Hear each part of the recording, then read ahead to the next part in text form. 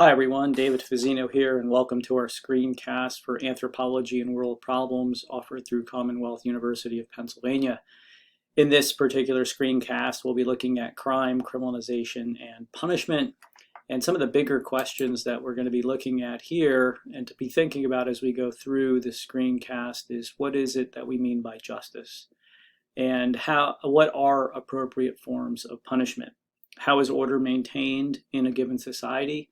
And who should be responsible for maintaining order in society. And we'll see from these different ethnographic examples that it's not merely an issue of professionalization of policing, criminal justice, sentencing, imprisonment, but also some in-between spaces that we see in these ethnographic examples from Brazil, France, and South Africa. And following the comparative perspective in anthropology, by looking at these different ethnographic examples, we might also learn more about these in the context of other settings. So what we're seeing in the United States, European Union, and throughout the globe, and how these ideas about justice translate cross-culturally or potentially don't. We'll start out with a discussion of Michel Foucault's work. And so we see a shift in very public displays of execution. So the last hanging in the United States was in 1936, at least in terms of state-sanctioned execution. Of course, we have vigilante racial violence that occurs after this date. The more common form now in terms of execution would be in smaller, more intimate settings, usually in a prison type of setting where just a dozen or so individuals would witness that. This is in sharp contrast to earlier, really quite public displays in public squares where individuals suffer these very gruesome deaths. And Foucault talks about that in his book, Discipline and Punish, where he talks about this one individual who is drawn and quartered, and how the public viewing this is just aghast with what it is that they're witnessing as this individual is suffering and pleading just to be killed because he's in so much pain as these horses they start to lose the strength to be able to pull the individual apart. And so this is certainly, this spectacle is one way by which is conveyed to the populace as a whole the order that must be followed within a given society. And of course, this has changed over time from punishment regimes to disciplinary regimes.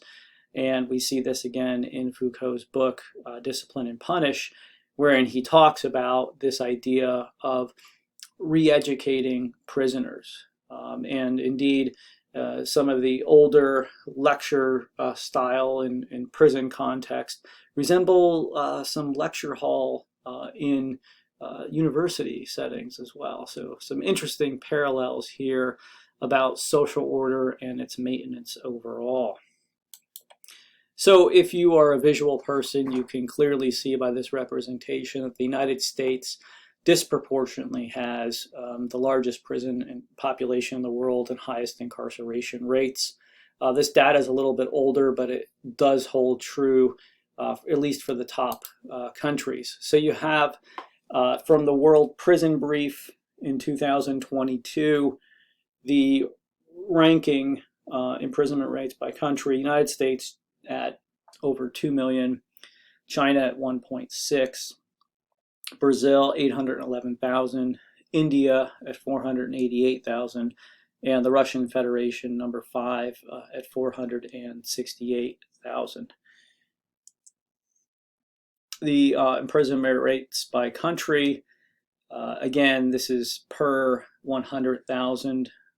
So United States, again, has the unfortunate designation of having the highest imprisonment rates in the world at 629 per 100,000 people. Rwanda is next at 580. Turkmenistan is at 576. El Salvador at 564. And American Samoa at 538 per 100,000. Incarceration rates in the United States vary by race and ethnicity, with African Americans representing a disproportionate amount of individuals in prison. Again, this is per 100,000, and you can very clearly see the disproportionate representation in prison populations. This is older data. It's going to be followed by some more recent data here as well. So here's another visual representation in terms of lifetime likelihood of imprisonment. And, men as a whole have a 1 in 9 chance. White men, 1 in 17. Black men, 1 in 3. Latino men, 1 in 6. Compared to women, all women, 1 in 56. So, 7 times less for women. White women, 1 in 111. Black women, 1 in 18. And Latino women, 1 in 45. So quite a bit of disproportionate representation. These disparities in imprisonment persist across ages in a comparison of white and black men by the Prison Policy Initiative, drawing from 2019 Bureau of Justice Statistics prisoners in 2019. And you can see here that youth are brought in, young adults are brought in very early into the prison system. I mean, the first two categories here are essentially traditional age college university students. And of course, we see disproportionate representation of African American youth in the criminal justice system as well. And this persists over time. You think about your late 20s, early 30s, into your 40s, and this is also where your earning potential is potentially the highest for individuals. But a lot of that gets wiped out. Also, with the prison record following you, in some settings, this can have negative impacts on earning and career opportunities as well. Racial disparities in incarceration rates occur across the board. In this particular information here, again, Bureau of Justice Statistics, and also prison incarceration rates for American Indians and Alaska Natives, as well as Asian populations as calculated by Prison Policy Initiative from the Census 2010. So you can see, again, a disproportionate representation. We've got a few different racial/ethnic categories in here. This one highlights that Alaska Natives and American Indians are also disproportionately represented in both prisons as well as local jails. The juvenile justice system also confines indigenous youth in the United States at a higher rate than the rates of white, Hispanic, and Asian youth combined. So this is, I think, fairly shocking numbers here in terms of imprisonment or entry into a juvenile residential placement. And if we think about the history in Native North America and the boarding schools that arose in terms of supposedly educating Native Americans along a very ethnocentric viewpoint, right? This idea of supposedly killing the Indian to save the man, and this idea that Native peoples, indigenous peoples of the United States, of what would become the United States, were somehow culturally and evolutionarily inferior, and they needed to be supposedly brought into this modern age. So this long history here, I think we see this represented as well. And of course, the targeting of youth, of African American youth, and again, that persisting throughout. And this has to do with how the criminal justice system is set up, from policing to sentencing and all the way through, and the prejudice that arises in many of these contexts and these biases that we see throughout the system. And again, some of this is judgment calls at various levels, and the other thing that, of course, arises here is this idea that one would have the right to have a court, a jury of one's peers, and often we don't necessarily see that, or we haven't seen that historically. Christian Parenti looks at some of these issues in the context of the United States and looks at the issue overall in his book, Lockdown America, Police and Prisons in the Age of Crisis. And he notes that there is unequal police enforcement and sentencing, so over-policing of certain communities, and then disproportionate sentencing as well, which leads to African Americans particularly being and Latinos being disproportionately represented in prison populations. The supposed security problem in the United States in the 1960s and how this is spun out with the professionalization of the prison industry, and along with this, privatization, right? The turn away from the state-run facilities to private sector industry built around this. And along with that, what Parenti maintains in his book is that there used to be what is called the prison industrial complex, wherein prisoners were used as cheap labor to aid industrial production in the United States.